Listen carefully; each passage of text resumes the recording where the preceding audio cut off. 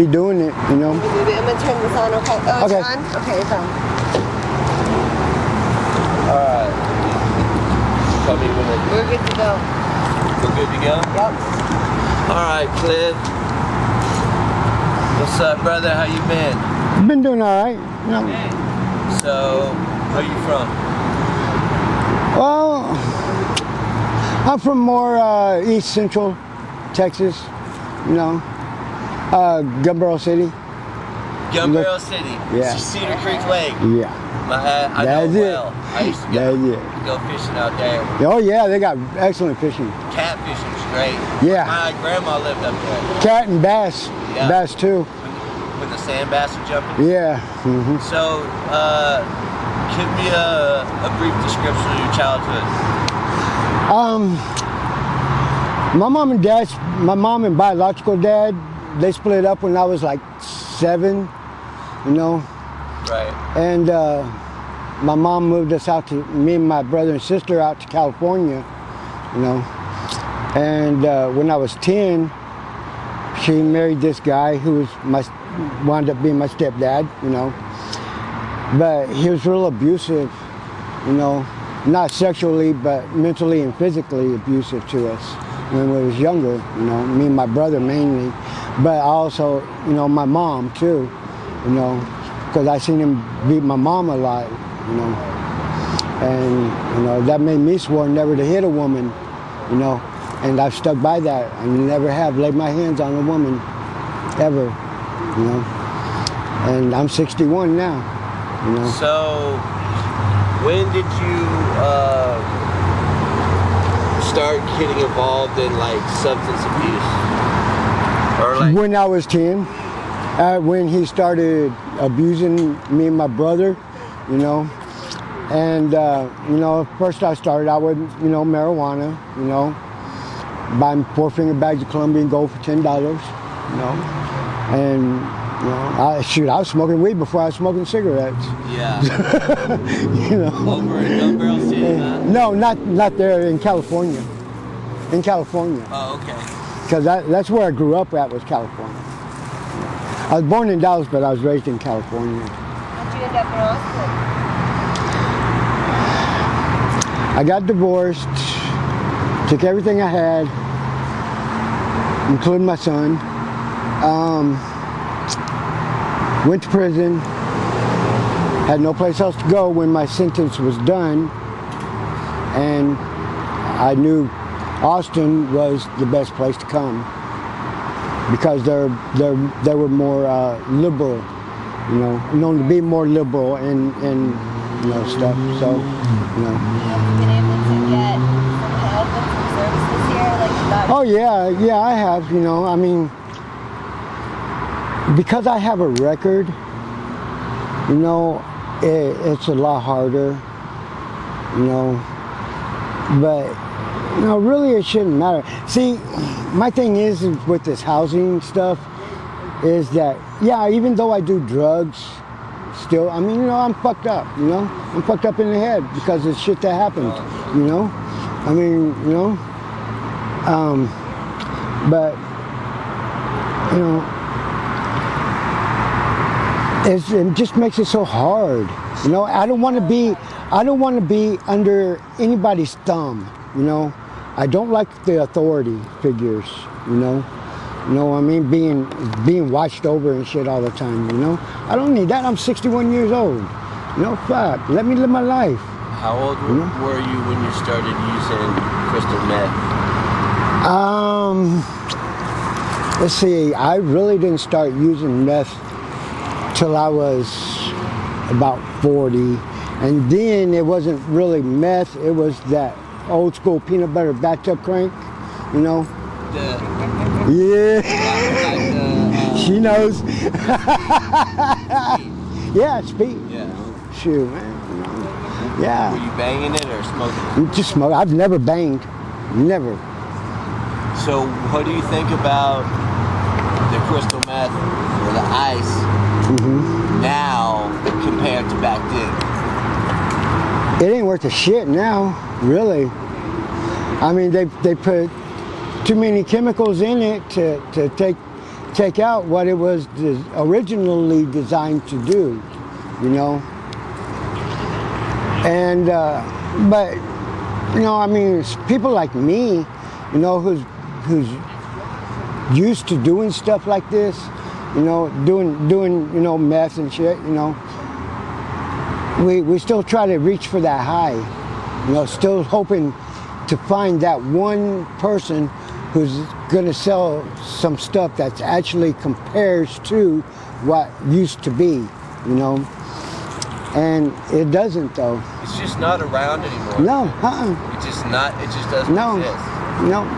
I mean, it will. You know, some of the stuff will get you high, you know, but you gotta just do so much of it, you know. And that's dangerous too. Yeah, especially with the fentanyl, you know. Have you had any issue like to where you had to do so much to where it kind of caused you like an issue as far as like close to overdosing or some kind of a health issue? No. High heart rate? Any of that? No. No.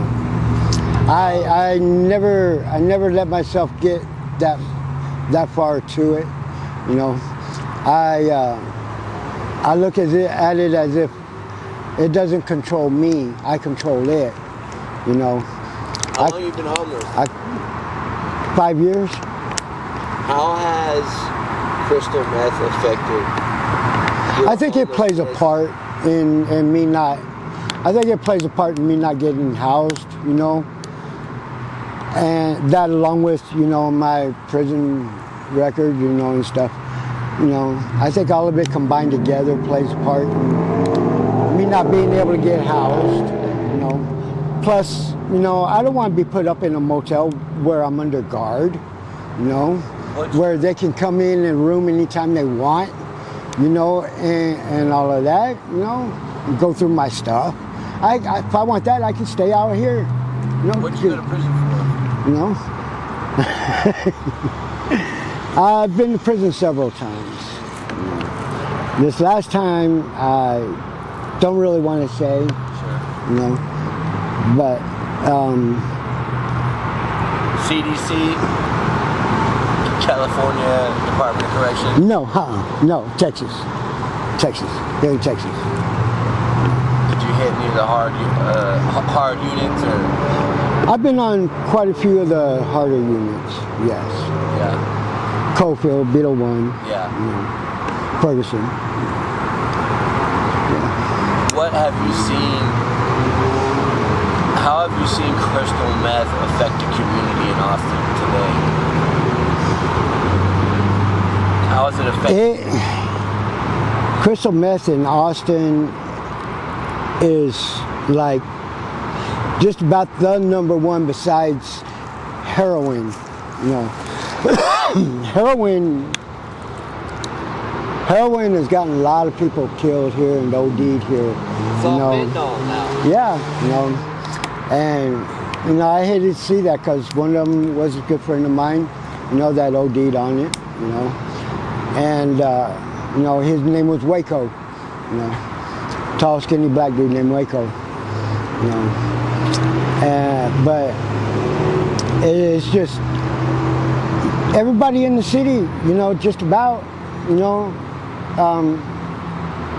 that's homeless is on some kind of thing, you know, either you know, either heroin or, you know, some other kind, you know. Would you agree with me that even all the ice has fentanyl in it? For the most part? Yeah. Oh yeah, every bit of it. Every bit of the ice has fentanyl. You know, we can get a test kit. Sure. You know, and it's free. We can get free test kits from harm reduction for the fentanyl. Yeah. You know, and we can test it, you know. I've got some right now. But it's like you test it. I do. I've got some on me right now. And it comes up positive. It's not like you're not going to do it, right? Right. I'm still going to do it. I'm still going to smoke it. Come up positive. I'm still going to smoke it. I'm going to throw it in the trash. Right. I'm still going to smoke it. I'm still going to smoke it. Yeah. If it puts me to sleep. Yeah. You know, oh well. I know. That's wild, man. Yeah. It's wild. if you had a choice to have never tried meth, would you go back and make the decision to have just stayed away from it, or are you okay with it? I don't really know if I would stay away from it or not. You know, it probably just depends on what else going on in my life. You know, and right now in my life, where I'm at in my life, you know, I don't know how long I'm going to have to be on this earth. You know, only God knows that. You know, only God has plans. You're 61? Yeah. Dude, you look like you're like 49. I'm not Thank you. around. Thank you. You know, I stay active. You know, I stay pretty active. You know, I don't go out and cause trouble, break into anything, steal anything. You know, I don't do none of that shit. You know, I just walk around. You know, I dumpster dive. You know, Sure. you know, and shit. You know, I live my life. You know, because I never know when my last day is going to be. You know? And you're pretty content with it, it sounds like. Yeah, I am. You know, Well, that's what's important. I'm not under guard, you know, or anybody's thumb. You know, I don't have anybody tell me I do this, don't do that. You know, sure. You know, just let me finish my days out. No matter what, let me finish my days out. You know? Have you ever thought about stopping? Oh yeah, I have. I've stopped several times. You know. Have you thought about like I mean, even crack. I used to smoke crack, but I quit that cold turkey about 3 years ago. have you thought about a substance abuse treatment center before? Yeah, I have.